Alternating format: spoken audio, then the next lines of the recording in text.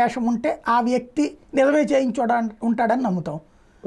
వ్యక్తి మీద ప్రేమ ఉంటే ఆడేందుకు చేస్తాడులే అంటాం. మన కాళ్ళు ఎదురుగుండా పొడి చేసిన నిజాయితీగా దర్యాప్తు సంస్థలు దర్యాప్తు చేస్తాయా అంటే చెయ్యనివ్వం మనం. అదే కదా సమస్య.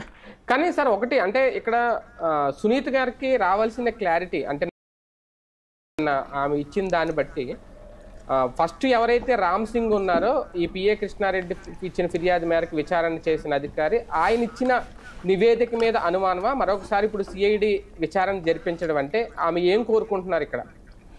ఇందులో సిఐడి విచారణ ఏం జరగదు. ఎందుకంటే సిబిఐ విచారణ చేస్తున్నప్పుడు మళ్ళీ సిబిఐని కాదని సిఐడి విచారణ జరుగుద్దా?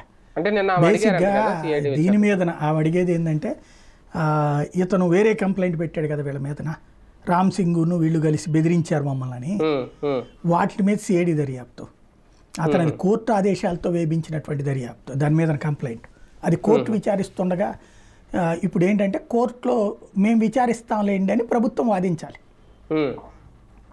అలా చేస్తుందా?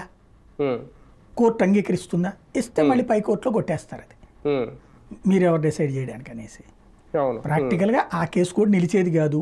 రామ్ సింగ్ కొట్టాడని వీళ్ళు నిరూపించడము కష్టమే, దాన్ని బెదిరించారని అవన్నీ. ఇంకా జగన్ ఉండుంటే కనుక అట్లా నిరూపించగలిగే వాళ్ళేమో. కానీ చంద్రబాబు గారి ప్రభుత్వానికి కూడా ఇప్పుడు ఇది ఒక సవాల్ అవుతుంది సార్. మొన్నటి వరకు మీ హయాంలోనే మర్డర్ జరిగింది, అప్పుడు చేస్తే మీరు ఏం చేయలేదు.